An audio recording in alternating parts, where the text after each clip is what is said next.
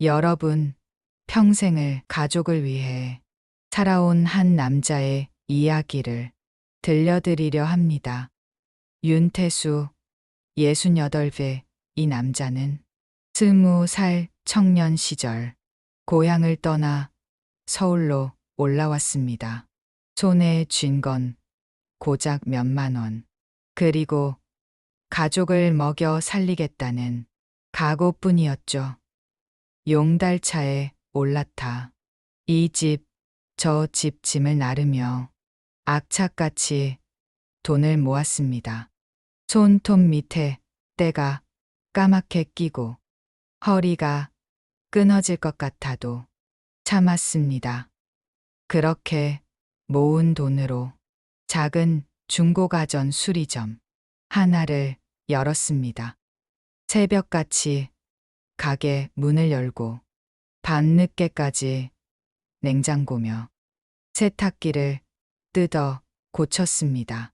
손님 한 명, 한 명에게 정성을 다했고 그 성실함이 입소문을 탔습니다. 가게는 점점 커졌고 직원도 몇 명 두게 되었습니다. 은퇴하면 이제 가족과 실컷 시간을 보내야지. 태수는 늘 이렇게 생각했습니다. 지금은 바쁘지만 나중에는 아내와 여행도 가고 손주들도 봐주고 그런 날을 그리며 오늘도 열심히 일했습니다. 그런데 은퇴를 한 달 앞둔 어느 가을날이었습니다. 아내 정희가 조용한 카페에서 만나자고 했습니다. 무슨 좋은 소식이라도 있나 싶어 설레는 마음으로 나갔던 태수. 하지만 아내가 꺼낸 건 차가운 서류 한 장이었습니다. 이제 그만 각자 살아요. 더는 당신 옆에서 외롭게 살고 싶지 않아요. 순간 태수의 머릿속이 하얘졌습니다. 외롭다고? 자신은 이 가족을 위해 평생을 바쳤는데 왜 이런 말을 듣는 걸까요? 손이 떨려 커피 잔조차 제대로 잡을 수 없었습니다. 더 가슴 아픈 건 자식들이었습니다. 35 아들 현우와 33 딸 다은. 이 둘을 위해 대학까지 보내고 결혼 자금도 대줬는데 그 아이들이 어머니 편에 섰습니다. 아빠, 엄마도 그동안 너무 힘들었어요. 이제 좀 놓아드리세요. 태수는 그날 텅 빈 집으로 돌아와 거실 소파에 주저앉았습니다. 한참을 그렇게 앉아 있었습니다. 평생 쌓아온 것들이 한순간에 무너지는 기분이었습니다. 내가 뭘 잘못한 걸까? 가족을 위해 달려온 이 삶이 정말 틀린 것이었을까? 아내가 떠난 뒤 그 집은 너무나 조용했습니다. 벽시계 소리만 똑딱똑딱 울릴 뿐 그 어떤 생기도 없었습니다. 평생을 일터에서 보낸 태수에게 집이란 잠만 자고 가는 곳이었습니다. 그런데 이제 이곳에서 하루 종일 혼자 있어야 한다니 이 낯선 공간에서 태수는 길을 잃은 것 같았습니다. 처음엔 그저 멍하니 TV만 켜놓고 있었습니다. 무슨 프로그램이 나오는지도 모른 채 말입니다. 그러다 냉장고를 열었을 때 아내가 담가둔 김치통이 눈에 들어왔습니다. 옆에는 맥주캔 몇 개가 있었죠. 그날 태수는 맥주 한 캔을 땄습니다. 그냥 목이 말라서였습니다. 하지만 그게 시작이었습니다. 한 캔이 두 캔이 되고 맥주가 소주로 바뀌었습니다. 어느새 하루에 소주 2병, 3병을 비우게 되었습니다. 밥은 제대로 먹지 않았습니다. 배가 고프면 술로 채웠고 잠이 오지 않으면 또 술을 마셨습니다. 창문 커튼은 늘 쳐져 있었습니다. 밖이 밝은지 어두운지도 중요하지 않았습니다. 전화벨이 울려도 받지 않았습니다. 누가 문을 두드려도 나가지 않았습니다. 그저 어둑한 방 안에서 술병을 안고 있는 게 편했습니다. 그러던 어느 날 화장실에 가다 거울 앞에 섰습니다. 거기엔 낯선 사람이 있었습니다. 부은 얼굴, 핏발선 눈, 덥수룩한 수염. 그 순간 태수는 소스라치게 놀랐습니다. 그 얼굴이 아버지였습니다. 태수의 아버지도 술로 세월을 보낸 사람이었습니다. 어린 태수는 술 취한 아버지를 보며 다짐했었죠. 나는 절대 저렇게 살지 않겠다고. 그런데 지금 거울 속에서 아버지를 보고 있었습니다. 등골이 서늘해졌습니다. 며칠 뒤 태수는 거실에서 쓰러졌습니다. 이웃이 119에 신고해서 겨우 병원으로 실려갔습니다. 응급실에서 깨어난 태수에게 의사가 말했습니다. 이대로 가면 간이 위험합니다. 술을 끊지 않으면 정말 돌이킬 수 없어요. 그날 밤 퇴원한 태수는 집으로 돌아왔습니다. 부엌 싱크대 아래 숨겨둔 소주병들을 모두 꺼냈습니다. 그리고 하나하나 하수구에 쏟아부었습니다. 술이 하수구로 흘러내리는 걸 보며 태수는 오랜만에 자기 자신에게 말을 걸었습니다. 이제 그만하자. 윤태수, 다시 살아보자. 그날 태수의 눈에는 오랜만에 생기가 돌아왔습니다. 다음 날 아침 태수는 일어났습니다. 하지만 몸을 일으키는 게 이렇게 힘든 줄 몰랐습니다. 이불이 납덩이처럼 무겁게 느껴졌습니다. 손을 뻗어 면도기를 짚는 것조차 귀찮았습니다. 그래도 태수는 억지로 화장실로 걸어갔습니다. 거울 앞에 섰습니다. 어제와는 달리 오늘은 면도를 하기로 했습니다.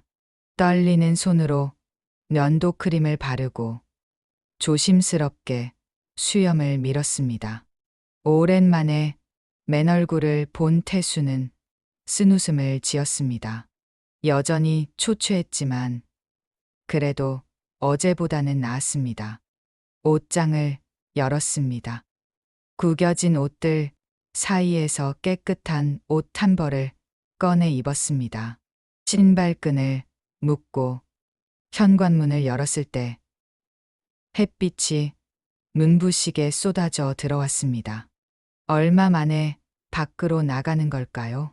공원까지는 불과 10분 거리였습니다. 하지만 그 짧은 길이 마라톤처럼 느껴졌습니다. 숨이 차올랐고 다리가 후들거렸습니다. 중간에 멈춰 서서 한참을 숨을 고르기도 했습니다.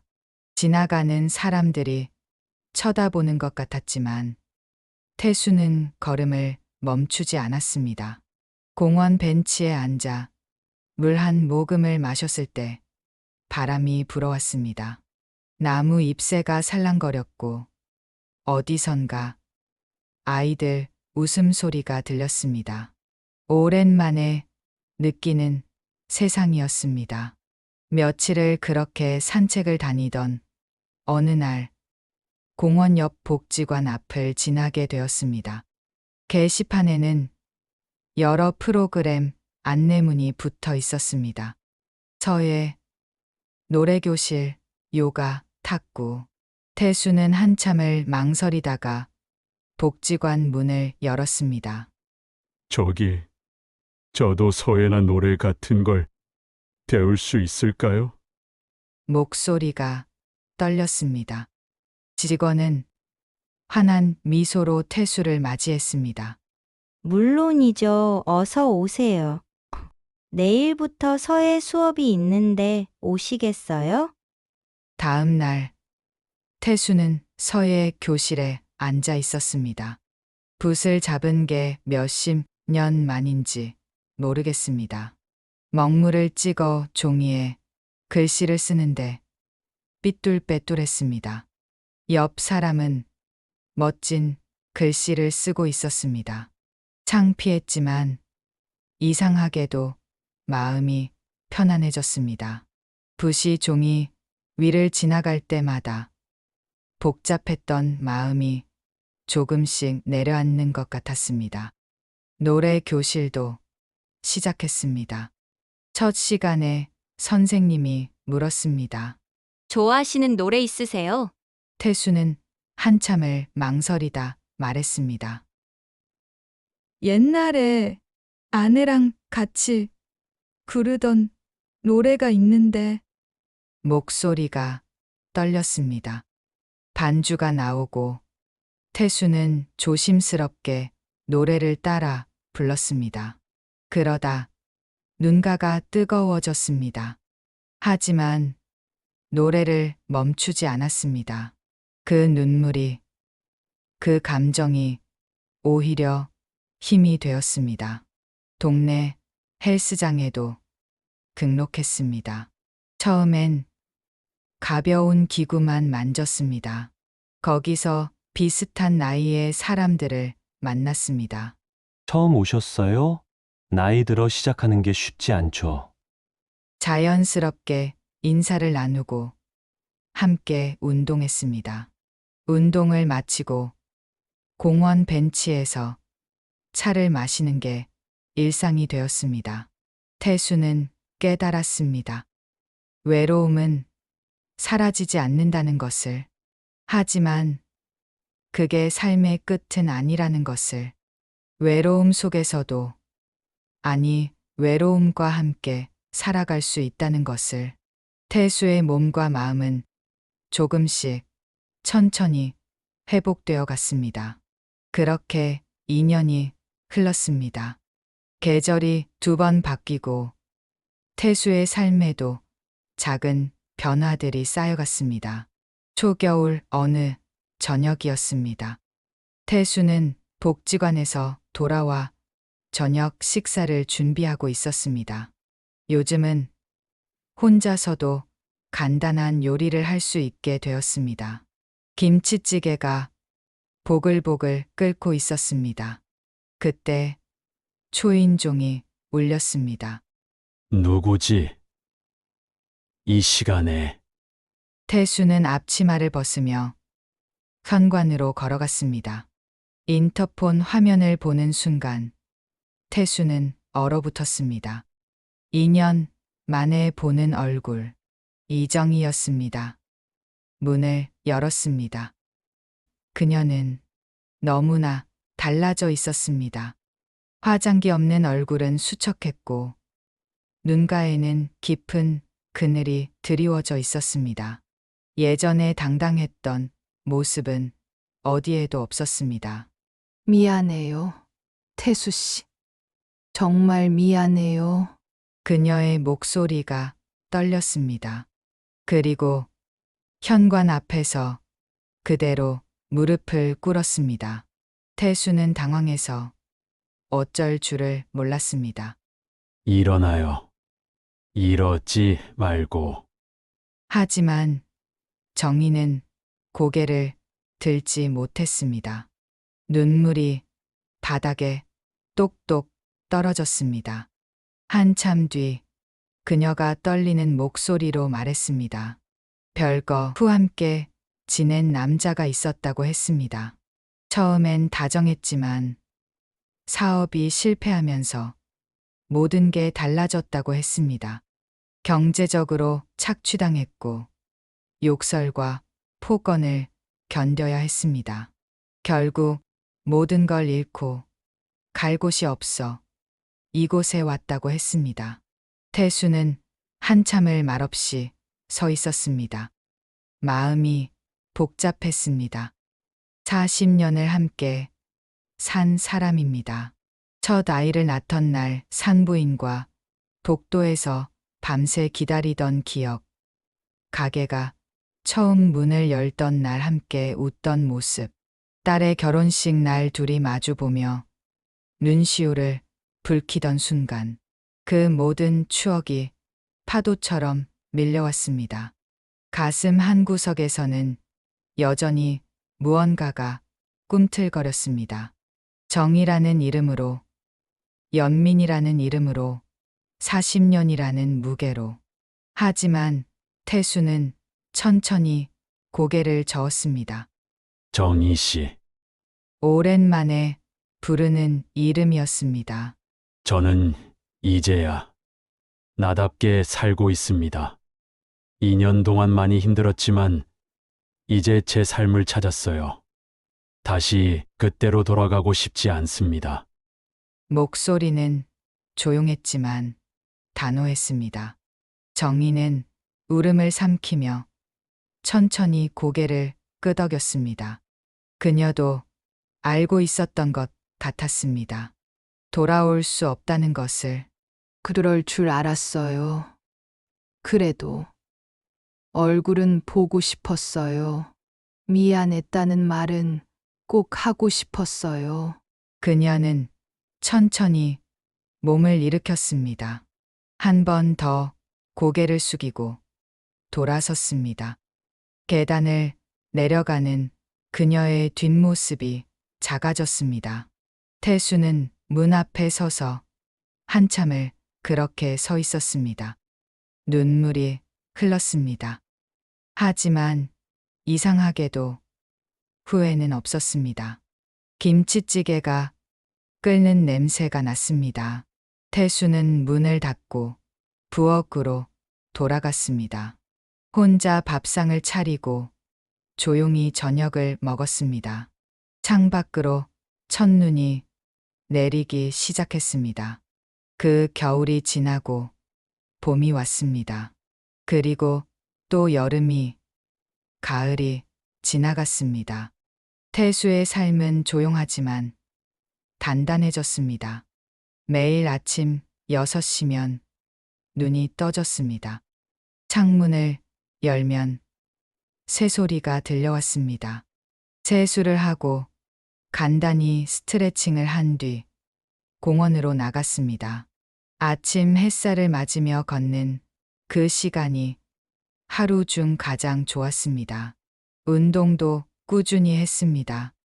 헬스장 사람들과는 이제 친구가 되었습니다.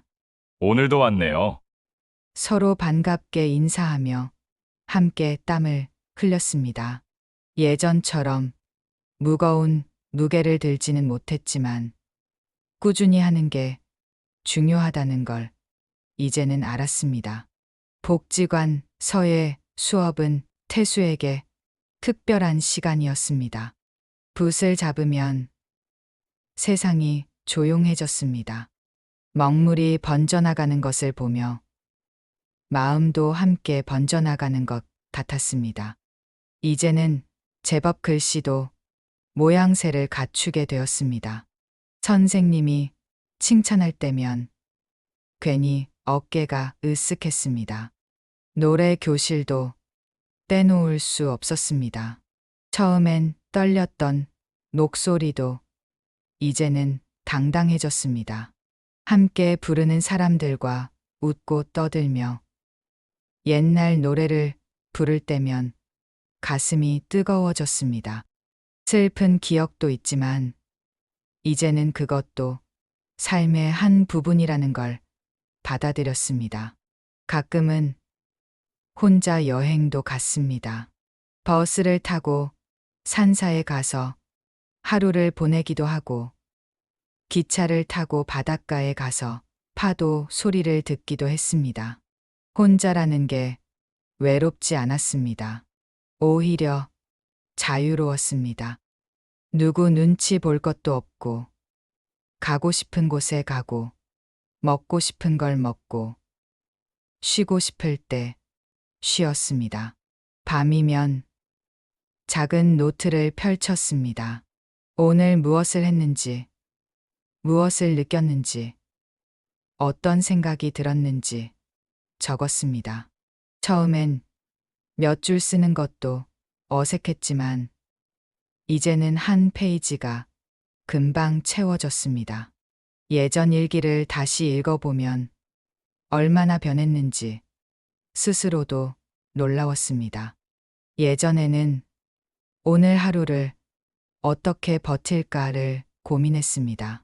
술을병을 안고 어둠 속에서 시간이 지나가기만을 기다렸습니다. 하지만 이제는 오늘 하루를 어떻게 채울까를 생각합니다. 무엇을 배울까? 어디를 갈까? 누구를 만날까? 하루하루가 선택의 연속이었고 그 선택들이 모여 삶이 되었습니다. 태수는 깨달았습니다. 자신을 돌보지 않은 희생은 결국 자신도 무너뜨리고 관계도 무너뜨린다는 것을, 사랑한다는 이유로, 가족을 위한다는 이유로 자신을 버리면 그 끝은 텅 빈 공허함 뿐이라는 것을, 그리고 또 하나, 두 번째, 인생은 언제든 시작될 수 있다는 것을, 60이든 70이든 80이든 숨 쉬고 있다면 다시 시작할 수 있다는 것을, 태수는 같은 세대를 살아가는 분들에게 조용히 전하고 싶었습니다. 확인받기 위한 희생보다 나를 지키는 일상이 먼저입니다. 혼자여도 괜찮습니다. 외롭더라도 괜찮습니다. 당신의 두 번째 인생은 지금 바로 이 순간부터 시작됩니다. 오늘도 태수는 공원을 걷습니다. 햇살이 따스하게 내리쬐입니다. 바람이 불어옵니다. 태수는 미소 지으며 걸음을 옮깁니다. 고요하지만 충만한 삶. 태수는 지금 그렇게 살아가고 있습니다.